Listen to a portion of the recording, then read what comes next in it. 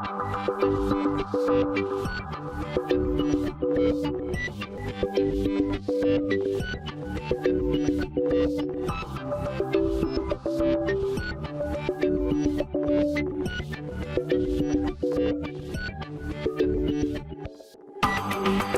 علمی کا زمانہ میرا بڑا انٹرسٹنگ ہے. اس کی وجہ یہ ہے کہ ہر بچے کے لیے یہ ایک، آپ نے بھی جیسے کہا کہ بڑا ایک مزے کا دور ہوتا ہے، اس میں لرننگ بھی ہوتی ہے، اس میں انجوائمنٹ بھی ہوتی ہے. میرا یہ دور جو تھا وہ کنفیوژنس تھیں، مسئلے تھے، ٹینشنز تھیں. چونکہ تھوڑا سا شاید یہ تھا کہ میں اپنے ایج فیلوز سے ذرا ہٹ کے تھا. ہٹ کے اس سینس میں تھا کہ مجھے کتابیں پڑھنے کی بڑی عادت تھی، اور کتابیں جو ہوتی ہیں وہ انسان کو کہتے ہیں کہ زمین سے آسمان تک لے جاتی ہیں، لیکن اگر غلط وقت پہ پڑھی جائیں تو وہ آسمان سے میرا خیال ہے زمین پہ بھی دے مارتی ہیں. ہر چیز کا ایک وقت ہوتا ہے. مجھے بڑی اچھی طرح یاد ہے کہ میں 6 کلاس میں تھا تو میں نے راجہ گدھ شروع کیا. اس دور میں نہیں سمجھ میں آیا، پورا پڑھا نہیں سمجھ میں آیا. اگلے سال پھر اس کو پڑھا، نہیں سمجھ میں آیا. وہ سمجھ میں تو نہیں آتا ایگزیکٹلی جو راجہ گدھ کا پلاٹ ہے، لیکن جب آپ 700-800 صفحے پڑھیں گے تو وہ کچھ نہ کچھ تو آپ کے ذہن پہ امپیکٹ ڈالیں گے. پھر اس دور میں رائڈر ہیگرڈ کے میں ٹرانسلیشنز بڑے شوق سے پڑھا کرتا تھا. اب وہ فکشن میں ایک فکشن اور متھ میں اس کا ایک عجیب ہی رائڈر ہیگرڈ کا جو ہے نا وہ مقام ہے. تو ان سب چیزوں سے ذہن پہ ظاہری بات ہے کچھ اثرات تو پڑتے تھے، اور وہ مجھے بھی پڑے. اس لیے میرا وہ جو ٹائم تھا وہ میں اس لیے کہتا ہوں کہ وہ کنفیوزڈ تھا.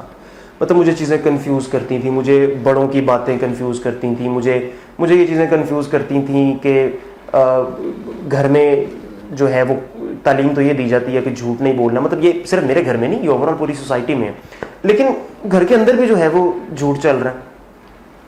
ٹیچر کہتا ہے جھوٹ نہیں بولنا، لیکن چونکہ آبزرویشن کی کتابیں پڑھنے سے کچھ لائنز کلیئر ہو گئی ہوئی تھیں تو آبزرو کرنا کہ یار یہ تو مطلب بڑا عجیب سا مسئلہ. خیر، تو اپنی ان ساری کنفیوژنس کو اور ان سارے مسائل کو کچھ 1-2 میرے ٹیچرز تھے جن کے ساتھ میں ڈسکس کر لیا کرتا تھا، تو مجھے مطلب رستے پہ رہنے کی توفیق ملتی رہی. ورنہ عموماً جب اس قسم کی کنفیوژنس پیدا ہوتی ہیں تو انسان اچاٹ ہو جاتا ہے، پڑھائی سے اچاٹ ہو جاتا ہے. یہ سب تھا. دوسرا، میری طالب علمی میں جو سب سے چیز میں جو مجھے فیسینیٹ کرتی ہے اور وہ آج میرے لیے سرمایہ بھی ہے، میں ایک سوشل اسٹوڈنٹ تھا. یعنی میرا تعلق شاید کتابوں سے اتنا نہیں تھا، لوگوں سے زیادہ تھا. لوگوں سے اس سینس میں کہ میں کمپٹیشنز پہ جایا کرتا تھا، ڈبیٹر تھا، نریٹر تھا، فنکشنز پہ جایا کرتا تھا. تو اس سب سے میرا وقت تو ضائع ہوتا تھا، گھر والوں کی نظر میں بھی، پیرنٹس کی نظر میں بھی، اسکول والوں کی نظر میں بھی، ٹیچرز کی نظر میں بھی.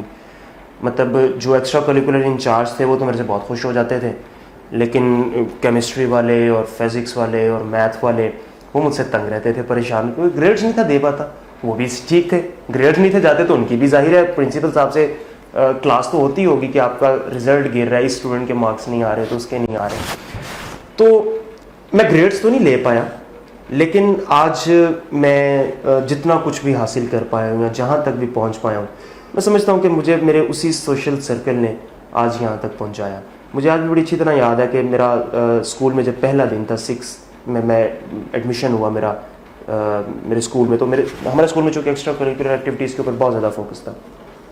تو ہمارے پرنسپل صاحب تھے، میرا پہلا دن تھا اور میں پیچھے لائن میں کھڑا تھا اسمبلی کی.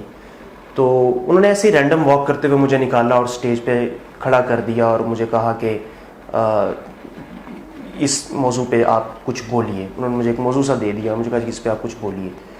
اور مجھے بولنا پڑا کیونکہ پہلا دن تھا اور پرنسپل صاحب نے کھڑا کر دیا تھا. اور اس اسکول کا جو میں نے دیکھا آبزرو کیا تھا کہ کوئی بھی بچہ اسٹیج پہ جاتا ہے اور وہ اس طرح اسٹیج میں جو ہے وہ تہلکا مچا کے آ جاتا ہے کہ پتہ نہیں جیسے کیا ہے. تو اس دن اگر شاید وہ پرنسپل صاحب مجھے وہ اس لائن سے نکال کے اسٹیج پہ کھڑا نہیں کرتے، یا اس دن میں اپنی اس نروسنس پہ قابو پاتے ہوئے وہاں پہ چند ٹوٹے پھوٹے جملے نہ بول پاتا، تو میرا خیال ہے کہ شاید میں عام لوگوں کی طرح آج بھی میں بھی ایک آرڈنری بندے کے طور پہ کہیں نہ کہیں سر پھٹول کر رہا ہوتا. نہ تو گریڈز اچھے لے پاتا. چلیں گریڈز اچھے لینا نہ لینا تو انسان کی اپنی محنت ہوتی ہے، وہ اگر نہ لے پاتا تو کم از کم میرے پاس یہ بھی نہ ہوتا. سو گریڈز میں اور انسان کے اندر کی جو ایبلٹیز ہوتی ہیں وہ 2 الگ الگ چیزیں ہیں.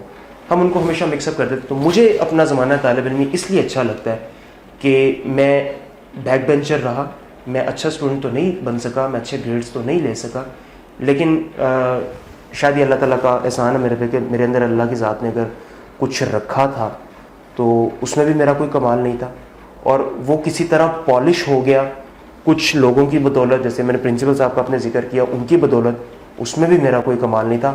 لیکن اس سے ایک چیز واضح ہو گئی کہ گریڈز اور جو انسان کے اندر کوئی ایبلٹی ہوتی ہے ان دونوں میں فرق ایک بہرحال رہنا چاہیے, اور میرے زمانہ طالب علمی میں وہ فرق قائم ہوا اور اس کو میں سمجھا بھی, اور آج جہاں بھی میں ہوں اسی کی بدولت.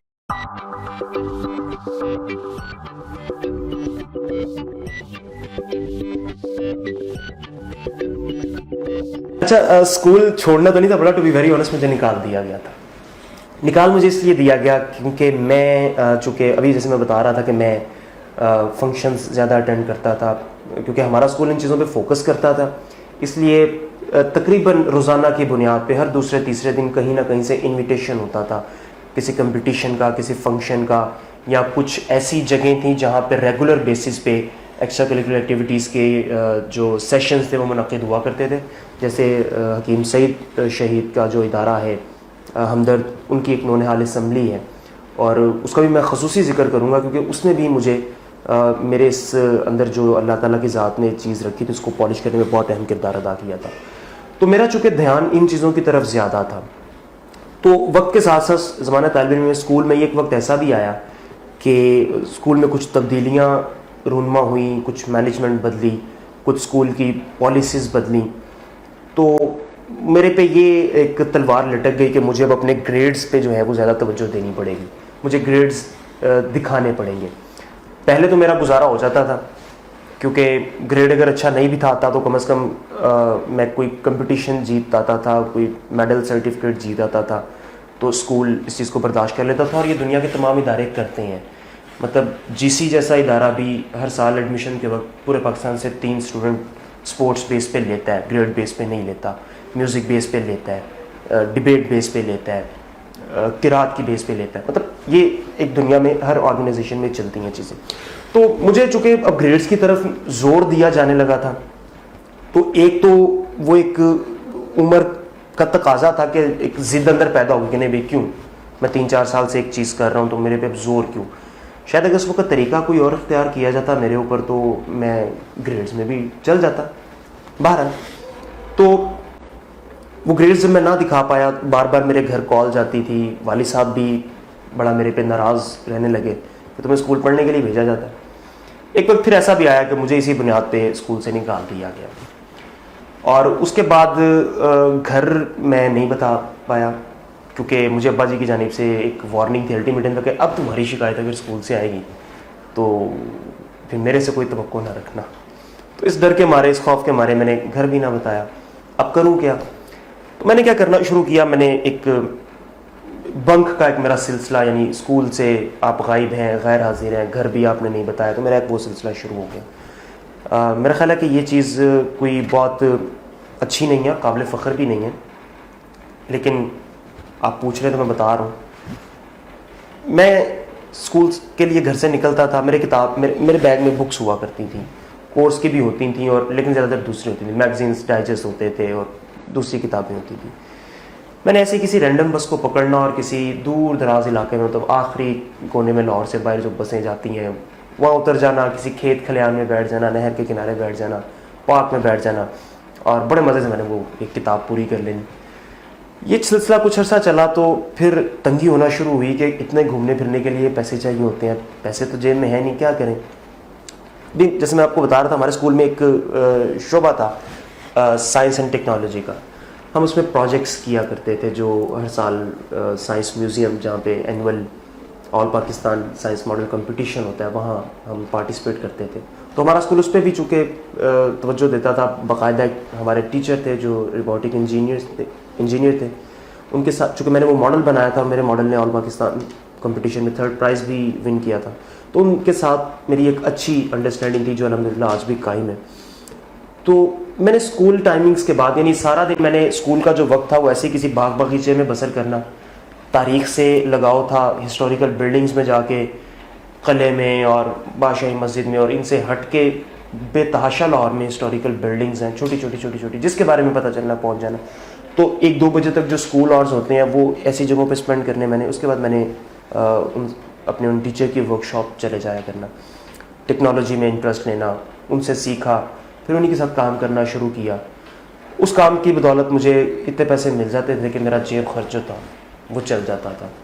اور اس جیب خرچ سے میں کیا کرتا تھا کہ ان دنوں یورو کرنسی نئی انٹروڈیوس ہوئی تھی انٹرنیشنل مارکیٹ میں, تو اس میں بڑے سڈن اپ ڈاؤنز ہوا کرتے تھے.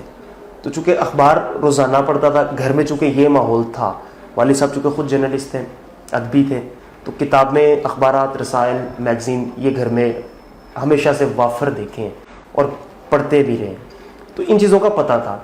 4 پیسے ملنے جا کے یورو خرید لینے, روپیہ آدھا روپیہ اوپر, 1 روپیہ 2 روپے اوپر ہونا وہ جا کے بیچ دینے.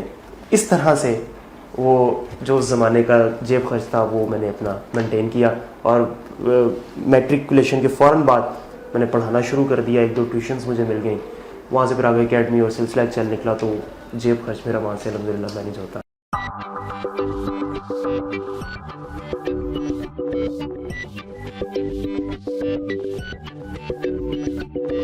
ایجوکیشنل بیک گراؤنڈ میں تو مجھے جس چیز نے سب سے زیادہ سپورٹ کیا وہ تو میں نے آپ کو یہ بتایا کہ جو میرے اندر بولنے کی ایک چیز تھی یا صلاحیت تھی وہ پالش ہوئی, اس سے مجھے ہیلپ ملی. اور دوسرا اس کے ساتھ ساتھ جو بچپن سے گھر میں مواد پڑھا رہتا تھا اخبارات کی شکل میں, رسائل, میگزین, کتابوں کی شکل میں, ان کو پڑھنے سے آپ کی اندر ایک بہاؤ پیدا ہوتا ہے. آپ کے ذہن میں جو ذخیرہ ہے, ووکیبلری ہے, وہ بڑھتی ہے. اور اس ووکیبلری کو, اس ذخیرہ الفاظ کو جملوں کی شکل میں کس طرح بولنا ہے یا لکھنا ہے, مطلب جملہ بازی کس طرح سے کرنی ہے, وہ چیز آپ کے اندر پیدا ہوتی ہے. تو ان 2 چیزوں نے مجھے ہیلپ آؤٹ کیا. اس چیز کو میرا خیال ہے کہ پالش کرنے میں جو چیز میڈیا میں یا آن اسکرین کام کرنے کے لیے ضروری ہے, یعنی آن اسکرین کام کرنے کے لیے آپ کو کانفیڈنس چاہیے. کانفیڈنس آپ کو اسٹیج دیتا ہے. تو میں چونکہ بچپن سے ہی اسٹیج کو ہینڈل کرتا آیا ہوں, تو وہ کانفیڈنس اللہ کے ذات نے کہیں نہ کہیں میرے اندر پیدا کیا. بولنے کے لیے آپ کو الفاظ چاہیے, آپ کو جملے چاہیے, آپ کو اچھے اور خوبصورت اور دلکش بات کرنے کے لیے جو ذخیرہ الفاظ اور جو جملے اور جو گرامر کی خوبصورتی چاہیے, وہ پڑھنے سے آپ کے اندر پیدا ہوتی ہے. تو وہ چونکہ پڑھتا رہا بچپن سے ان چیزوں کو, کتابوں, رسالوں, اخبارات کو, تو وہ چیزیں پیدا ہوئیں. تو یہ تو تھی کہ میڈیا میں آنے کے لیے جو زیادہ راہ تھا وہ تو مجھے یہاں سے مل گیا, مہیا ہو گیا. دوسرا, جب آپ کو معلوم ہوتا ہے کہ آپ یہ کام اچھا کر سکتے ہیں تو آپ اسی فیلڈ کو پھر ٹارگٹ کرتے ہیں. تو مجھے بھی چونکہ یہ تھا کہ میں شاید اچھا بول سکتا ہوں تو مجھے کوشش کرنی چاہیے میڈیا کے اندر, اس لیے میں نے میڈیا کے اندر کوشش کرنا شروع کی. اور پہلی دفعہ مجھے کیمرہ فیس کرنے کا موقع ملا 2008 میں. ایک چینل تھا, وہ آڈیشنز کر رہا تھا, اپنے نیوز اینکرز ان کو ریکوائرڈ تھے, وہاں پہ آڈیشن دیا تو الحمدللہ کامیاب رہا.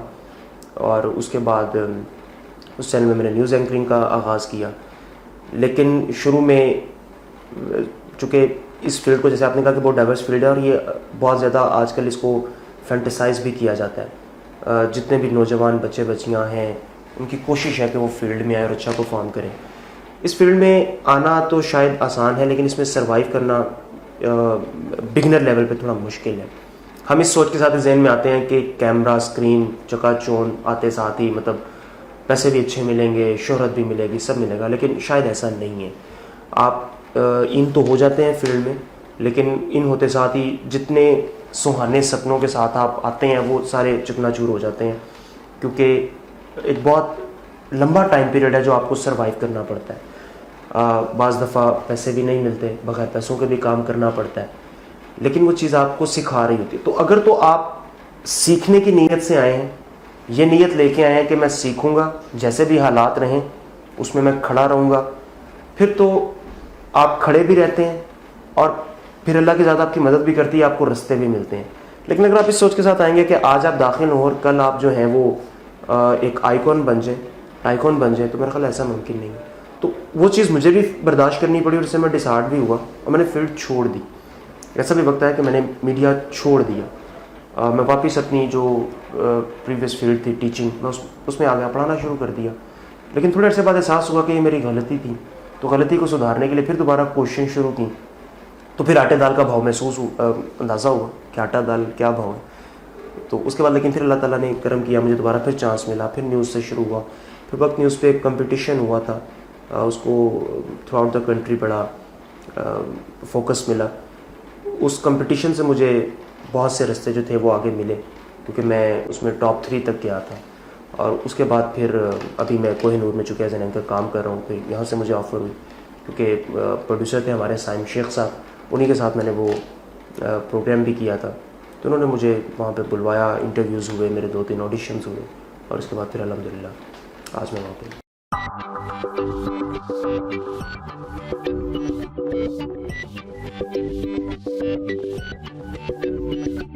سب سے پہلے اگر میں بات کروں کہ کیا کیا کوالٹیز نہیں ہونی چاہیے, تو آپ میں جو ایک بڑا باریک سا فرق ہوتا ہے سیلف کانفیڈنس اور اوور کانفیڈنس کے درمیان, یعنی خود اعتمادی اور بیجا خود اعتمادی, اس میں فرق آپ کے اندر لازمی ہونا چاہیے. یعنی اگر آپ کے اندر اوور کانفیڈنس ہے تو میرا خیال ہے کہ یہ آپ کے لیے اس فیلڈ میں زہر قاتل ہے, یہ نہیں ہونا چاہیے آپ کے اندر. دوسرا, آج چونکہ الیکٹرانک میڈیا کا دور ہے, تو الیکٹرانک میڈیا کو فینٹیسائز کرتے ہوئے لوگ پرنٹ سے دور ہو گئے ہیں. ہمارے آج کے اینکرز یا جو نئے آنے والے اسٹرگلرز ہیں وہ یہ سمجھتے ہیں کہ آپ نے اسکرین اگر 2-4 گھنٹے کے لیے دیکھ لی ہے تو آپ ایک اینکر کے طور پہ تیار ہو گئے ہیں, لیکن ایسا نہیں ہے. اخبار سے, کتاب سے, رسالے سے, میگزین سے آپ کا تعلق جو ہے وہ لازمی قائم ہونا چاہیے. تو یہ جو تعلق ہے پڑھنے والا سلسلہ, یہ آپ کے اندر لازمی ہونا چاہیے. اوور کانفیڈنس بالکل نہیں ہونا چاہیے. اور دوسری چیز کہ جو دوسرے آپ کے فیلوز ہیں دوسرے چینل پہ یا آپ ہی کے چینل میں دوسری سلاٹس میں کام کرنے والے, ان سے حسد مت کیجیے. وہ چاہے آپ سے اچھا پرفارم کر رہے ہیں تو حسد مت کیجیے, برا پرفارم کر رہے ہیں تو ان پہ جو ہے نا وہ ان کو انڈر ایسٹیمیٹ مت کریں. ہر کسی سے آپ کو سیکھنے کا کچھ نہ کچھ موقع ملتا ہے.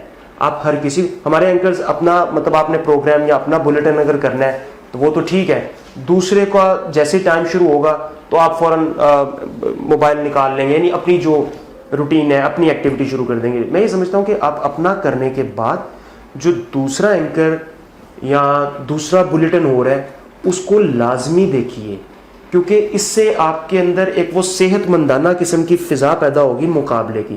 دیکھیے کہ وہ کس طرح سے بول رہا ہے, وہ کس نقطے پہ, وہ کس پہلو پہ بات کر رہا ہے دوسرا اینکر. اپنے آپ کو انالائز کیجئے, سیلف جج بنیے. انسان کے اندر ایک سیلف ججمنٹ نام کی بھی چیز ہے, صرف دوسرے ہی نہیں, آپ کے اندر سب سے پہلے بنیادی جج تو آپ اپنے خود ہے, اس کو ایکٹیویٹ کیجئے جو ہم نہیں کرتے. ہم اس کو نا اپنی شان کے خلاف سمجھتے ہیں. میں نے پروگرام کر لیا, میں دوسرے کا پروگرام کیوں سنوں, میں نے جیسا پروگرام کر دیا ویسا تو کوئی کر ہی نہیں سکتا. یقیناً نہیں کر سکتا. جیسا آپ کر سکتے ہیں, جیسے آپ ہیں ویسا کوئی نہیں ہے. وہ آپ سے اچھا ہو سکتا ہے, آپ سے کمتر ہو سکتا ہے, آپ جیسا نہیں ہو سکتا, کیونکہ آپ اس دنیا میں ایک ہی ہیں. اللہ تعالیٰ نے ہر کسی کو, اس دنیا میں 6 ارب کی آبادی ہے, کسی کے فنگر پرنٹس دوسرے سے نہیں ملتے, کسی کا ریٹینا کا جو اسٹرکچر ہے وہ دوسرے سے نہیں ملتا. تو جب یہ کسی کا ڈی این اے دوسرے سے نہیں ملتا سوائے اپنے پیرنٹس کے, تو جب یہ نہیں ملتے تو پھر کریکٹرسٹکس اور ایبلٹیز کیسے مل سکتی ہیں؟ تو وہ زیادہ ہو سکتی ہیں, کم ہو سکتی ہیں, لیکن اس جیسی نہیں ہو سکتی. تو اس لیے جس کی زیادہ ہے اس کے مقابلے میں اپنی اس کے مقابلے پہ لانے کی کوشش کیجئے ایک پازیٹیو اور صحت مندانہ ایٹیٹیوڈ کے ساتھ. جس کی کمتر ہے وہ اس کو کوشش کیجئے کہ نامحسوس طریقے سے بتا دیں یا سمجھا دیں. اگر محسوس طریقے سے بھی بتائیں گے تو قباحت تو نہیں, سوائے اس کے کہ وہ برا منائے گا کہ یار یہ مجھے کیوں سکھا رہا ہے. تو یہ ایٹیٹیوڈ اگر آپ اپنے اندر رکھیں تو میرا خیال ہے کہ یہ بہت ایک اچھا ایٹیٹیوڈ.